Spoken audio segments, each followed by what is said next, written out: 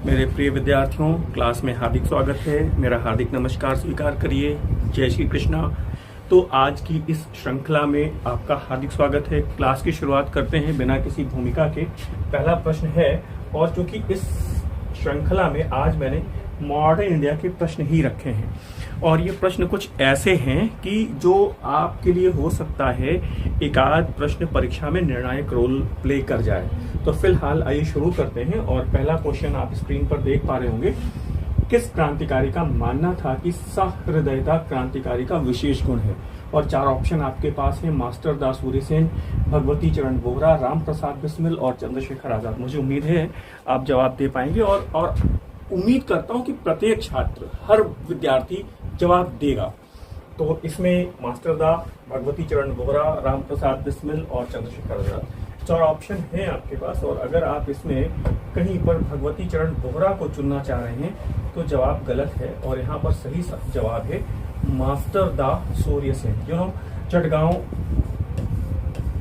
Red से संबंध है।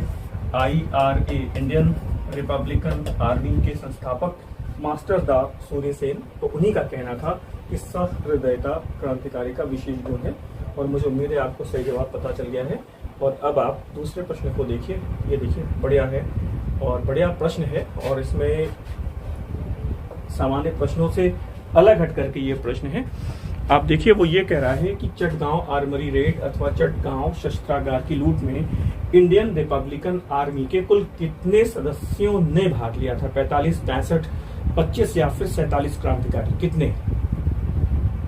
और अगर फिर यहाँ पे आप 47 क्रांतिकारियों को चुन रहे हैं तो जवाब गलत है, और यहाँ पर सही जवाब है 65 क्रांतिकारी। ध्यान रखिएगा, ये प्रश्न आपके लिए बहुत निर्णायक हो सकते हैं।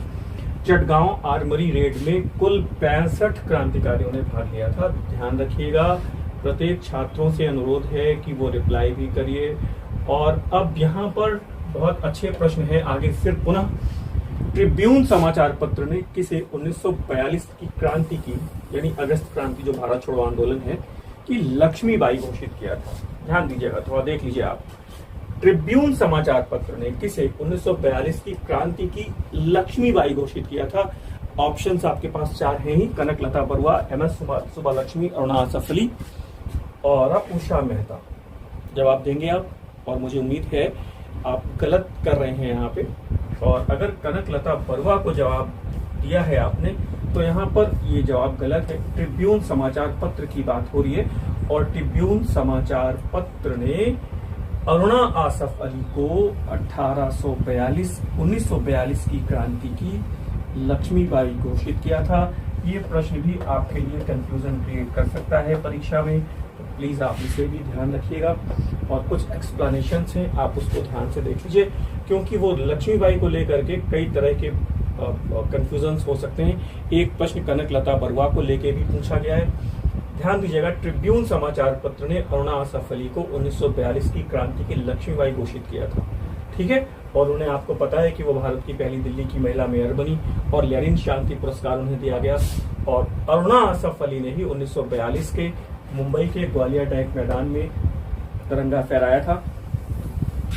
कनकलता बरुआ के बारे में भी मैं आपको भी बता देता हूं, लेकिन ये प्रश्न भी आया है कि ग्वालियर टैंक मैदान में किसने तिरंगा झंडा फहराया था, तो वो अरुणा आसफ अली हैं। और ट्रिब्यून ने उनको 1942 की जो क्रांति हुई, भारत छोड़ो आंदोलन, अगस्त क्रांति, उसकी लक्ष्मीबाई घोषित किया था। ये आपने नोट कर लिया होगा, स्क्रीनशॉट भी आप ले सकते हैं। और अब देखिए, यहाँ पर बहुत शानदार बातें हैं। 17-18 वर्ष की बालिका कनकलता बरुआ को देखिए, ये असम की रानी लक्ष्मीबाई कही जाती है। असम की रानी लक्ष्मीबाई कौन है?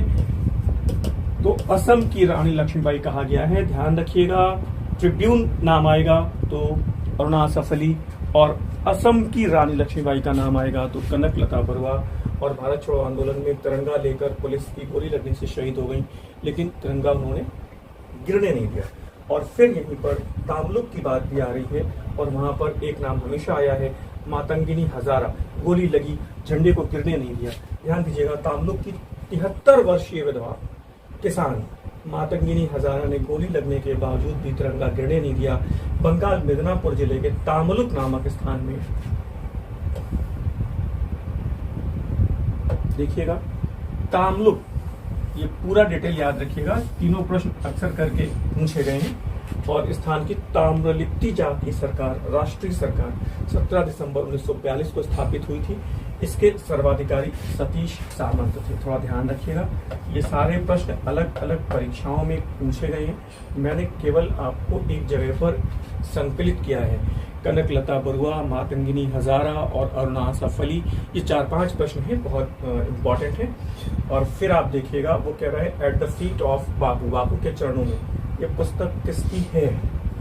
मनु बहन की है, जवाहरलाल नेहरू की है, मैडलिन स्लेट की है, या फिर डॉक्टर राजेंद्र प्रसाद की? ये प्रश्न भी पूछा गया है। बापू के चरणों में या बापू के कदमों में ये पुस्तक किसने लिखी है?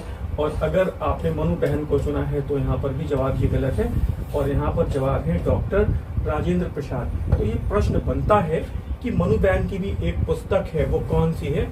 तो वो है, सामने आपके पास लिखा हुआ है, मनु बहन की पुस्तक है बापू माई मदर, बापू मेरी माँ। ध्यान रखिएगा, ये पुस्तक भी मुझे लगता है लोक सेवा आयोग उत्तर प्रदेश ने पूछा था कहीं पर। तो ये दोनों प्रश्न बहुत इंपॉर्टेंट है।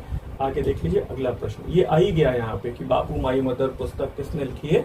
अब आप यहाँ पे आप जवाब दे पाएंगे, और वो है मनु बहन। ठीक है, क्लियर हो रहा है? मैडलिन स्लेट आपको पता ही है, मार्गरेट नोबल आपको पता ही है कि ये कौन है।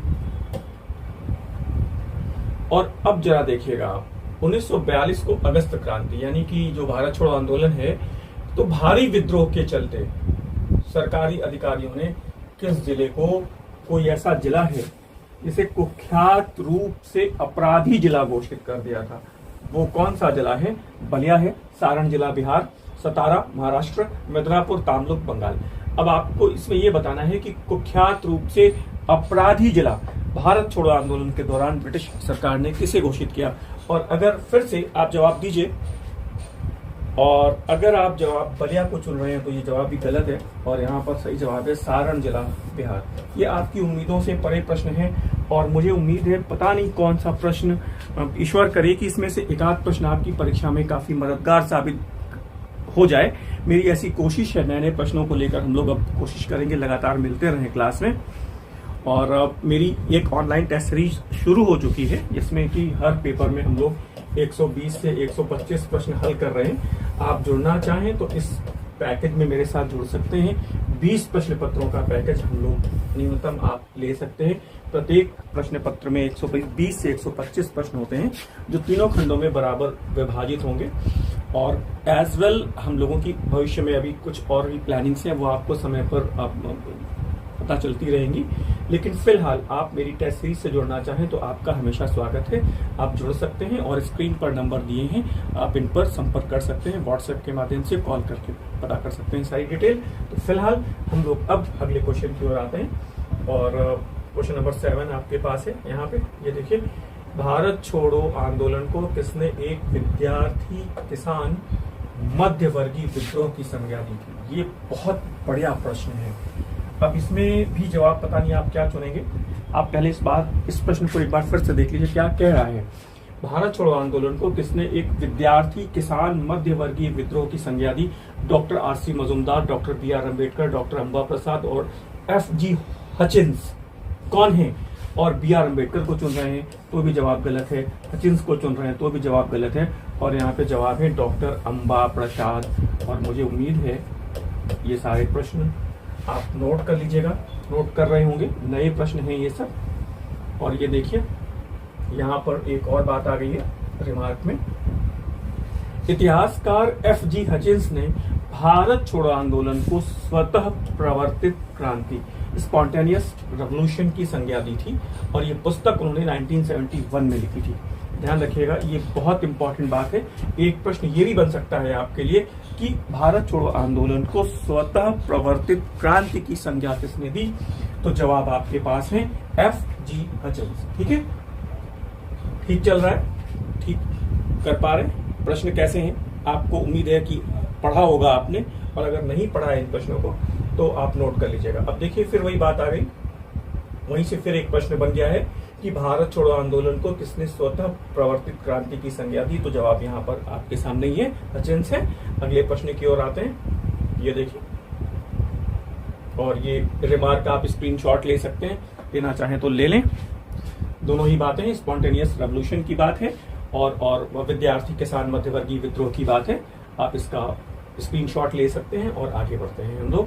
क्वेश्चन नंबर 9, भारत छोड़ो आंदोलन के दौरान ब्रिटिश सरकार ने किसकी गिरफ्तारी के लिए 5,000 रुपए का इनाम घोषित किया था? बहुत बढ़िया बात है। किसकी गिरफ्तारी के लिए? अरुणा आसफ अली हैं, उषा मेहता हैं, जय प्रकाश नारायण हैं या डॉक्टर राम मनोहर लोहिया हैं? किसकी गिरफ्तारी के लिए ब्रिटिश सरकार ने 5,000 रुपए का इनाम घोषित किया था? जवाब देंगे आप और चाहे तो दे सकते हैं। और फिलहाल ये दोनों ही जवाब गलत हैं, जयप्रकाश नारायण और राम मनोहर लोहिया, और इसमें जवाब है अरुणा आसफ अली। देखिएगा 1942 की क्रांति की रानी लक्ष्मीबाई ट्रिब्यून ने घोषित किया है, तो अरुणा आसफ अली 5,000 रुपए का इनाम घोषित किया गया है इनके लिए। और क्वेश्चन नंबर 10 देख लीजिए, ये देखिए यहाँ पर एक रिमार्क है, स्क्रीनशॉट ले लीजिए। अरुणा आसफ अली को गिरफ्तार करवाने वाले को सरकार ने 5,000 रुपए का इनाम देने की घोषणा की थी। ठीक है, आगे देख लीजिएगा, ये प्रश्न है, भारत छोड़ो आंदोलन के दौरान किसने लिखा कि जिस क्षण गांधी जेल के दरवाजों में बंद हुए उसी क्षण हिंसा की धाराओं के फाटक खुल गए? Jayaprakash Narayan, Louis Fischer, Madeleine Slade और कैथरीन हेलमन। और मुझे उम्मीद है कि आप इस प्रश्न का जवाब दे पाएंगे। ये प्रश्न आपकी निगाह से गुजरा जरूर होगा, और वो है लुई फिशर, है ना? सही है। इस प्रश्न का स्क्रीनशॉट ले सकते हैं आप चाहें तो। जवाब है यहाँ पे लुई फिशर। और अब देखिए अगला प्रश्न क्या है। वो कह रहे हैं कि भारत छोड़ो आंदोलन के दौरान फैली अराजकता एवं अव्यवस्था के लिए किसने लिखा था कि आंदोलन का नेतृत्व रिक्शा चालकों, इक्का वालों और एक ऐसे ही दूसरे लोगों के हाथों में जा चुका था जिनका राजनीतिक ज्ञान केवल इतना ही था कि अंग्रेज उनके दुश्मन हैं। अब आप बताइए,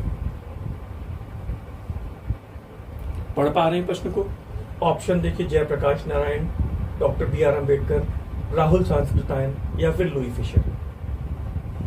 और मुझे उम्मीद है अगर आपने कहीं गलती से भी इसका जवाब जयप्रकाश नारायण जी को चुना है तो जवाब गलत है, और यहाँ पर जवाब है राहुल सांस्कृतायन। बहुत इंपॉर्टेंट है, देख लीजिए इस प्रश्न को, गलत ना हो। और अगले प्रश्न की तरफ आते हैं हम लोग। और अगला प्रश्न देखिए, ये प्रश्न भी बहुत शानदार है। भारत छोड़ो आंदोलन के समय किसने गिरफ्तार भारतीय अभियुक्तों का मुकदमा लड़कर 25 भारतीयों को फांसी की सजा से बचाया?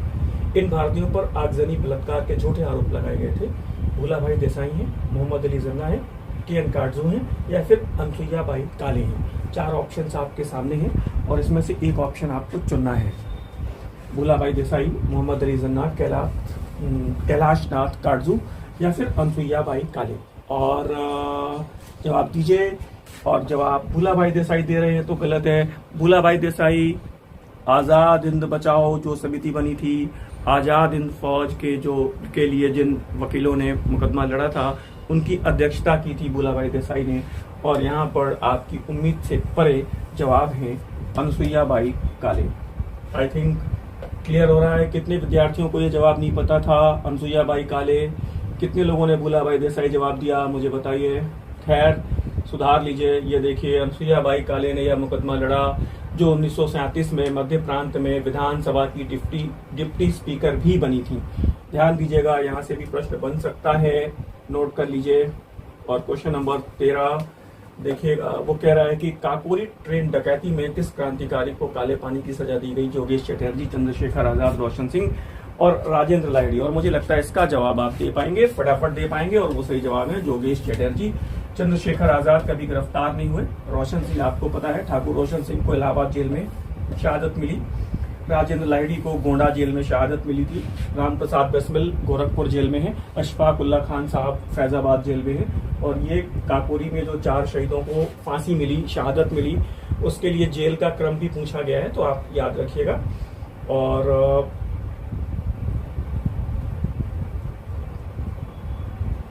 क्वेश्चन नंबर 14 स्क्रीन पर आ चुका है और वो कह रहे हैं कि आर टॉटेनहम रिपोर्ट का संबंध कहां से है? सविनय अवज्ञा आंदोलन, भारत छोड़ो आंदोलन, व्यक्तिगत सत्याग्रह आंदोलन या फिर सत्ता हस्तांतरण एवं भारत की आजादी से? ये प्रश्न फिर उत्तर प्रदेश लोक सेवा आयोग ने पूछा है, हो सकता है पीजीटी वगैरह में कभी पूछ लिया जाए। और यहाँ पर सही जवाब है भारत छोड़ो आंदोलन। ठीक है, तो ध्यान रखिएगा। और अगला रिमार्क देख लीजिए। ब्रिटिश सरकार के द्वारा 1943 में आर टॉटेनहम रिपोर्ट प्रकाशित हुई, जिसमें 1942-43 के उपद्रवों में कांग्रेस का उत्तरदायित्व निर्धारित करते हुए कुछ बातों का उल्लेख किया गया। और ये पुस्तक है वो कि Congress responsibilities for the disturbances. ठीक है, आगे देख लीजिए। 1942 की अगस्त क्रांति की तुलना किसने फ्रांस में बास्तील के दुर्ग के पतन एवं रूस की अक्टूबर की क्रांति से करते हुए लिखा था कि इसमें हिंसा एवं अहिंसा का विचित्र मिश्रण था। प्रश्न भी बहुत अच्छे हैं, आज के जितने भी प्रश्न हैं वो बहुत शानदार प्रश्न हैं और ऐसे प्रश्न जल्दी आपको मिलेंगे नहीं। 1942 की अगस्त की क्रांति की तुलना किसने फ्रांस में बास्तील के दुर्ग के पतन एवं रूस की क्रांति से करते हुए लिखा कि इसमें हिंसा एवं अहिंसा का विचित्र मिश्रण था? RC Majumdar, doctor Subhash Kashyap, doctor Ishwari Prasad एवं डॉक्टर ताराचंद। और अगर फिर यहाँ पर आपने डॉक्टर ताराचंद को चुना है तो जवाब गलत है और यहाँ पर जवाब है डॉक्टर ईश्वरी प्रसाद। क्लियर हो रहा है? ध्यान रखिएगा, नोट करिए इस प्रश्न को, स्क्रीनशॉट ले लें, बढ़िया है। ये देखिए, उपरोक्त कथन डॉक्टर ईश्वरी प्रसाद का है, जबकि डॉक्टर सुभाष कश्यप ने लिखा था कि 1942 का भारत छोड़ो आंदोलन वास्तव में 1857 की असफल क्रांति के पश्चात भारत में अंग्रेजी राज की समाप्ति के लिए किया गया सबसे बड़ा प्रयास था। डॉक्टर सुभाष कश्यप को भी आप ये स्टेटमेंट देख सकते हैं और आपको शायद जानकारी हो या ना हो, डॉक्टर सुभाष कश्यप की भारतीय राष्ट्रीय आंदोलन पर एक बहुत शानदार पुस्तक है। जयप्रकाश नारायण ने लिखा कि यह आंदोलन रूस और फ्रांस की क्रांति से कम नहीं था। तो स्टेटमेंट अलग अलग हैं। जयप्रकाष नारायण लिखते हैं कि यह रूस और फ्रांस की क्रांति से कम नहीं था, है ना। और ईश्वरी प्रसाद ने लिखा कि इसमें हिंसा और अहिंसा का विशिष्ट सम्मिश्रण था। और ईश्वरी प्रसाद का ये स्टेटमेंट आप देख ही सकते हैं और सुभाष कश्यप का स्टेटमेंट है कि ये सबसे बड़ा 57 के बाद सबसे बड़ा प्रयास किया गया। ठीक है, तो आगे देख लीजिए। क्वेश्चन नंबर 16 है, 1942 के भारत छोड़ो आंदोलन के संदर्भ में किसने लिखा कि 1942 का भारत छोड़ो आंदोलन वास्तव में 1857 की। तो अब जवाब यहाँ पे आपको पता है, ये प्रश्न अभी मैंने डिस्कस किया रिमार्क में, डॉक्टर सुभाष कश्यप। ठीक है, नेक्स्ट क्वेश्चन देख लीजिए आप।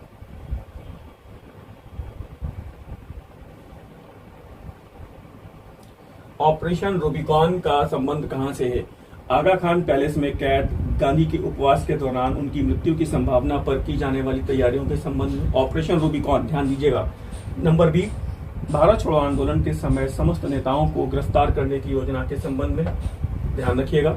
सांप्रदायिक दंगों के कठोर नियंत्रण के संदर्भ में ब्रिटिश सेना के द्वारा की गई कार्रवाई के संबंध में, या फिर भारतीयों को सत्ता हस्तांतरण के संदर्भ में की जाने वाली कार्रवाई की कार्य योजना।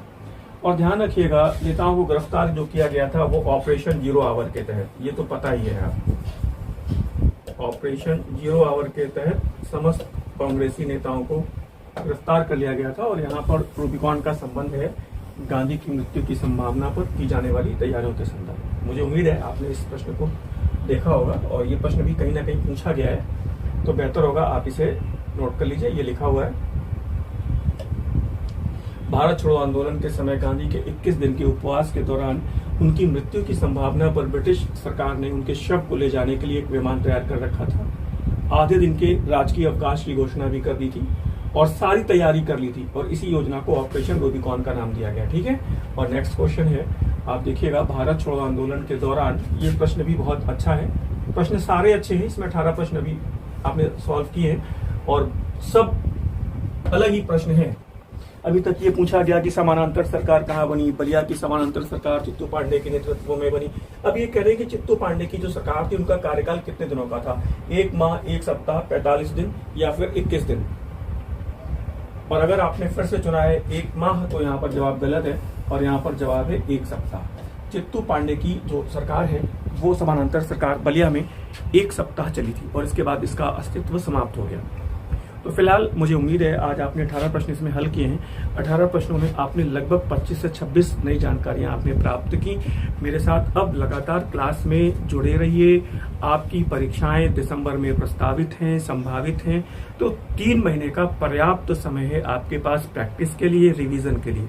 नया पढ़ने से बचिए और मेरी टेस्ट सीरीज से जुड़िए, मेरी क्लास से जुड़िए और लगातार मेरे साथ बने रहिए। हम लोग जल्दी ही मिलते हैं। विदा दें मुझे। धन्यवाद। नमस्कार।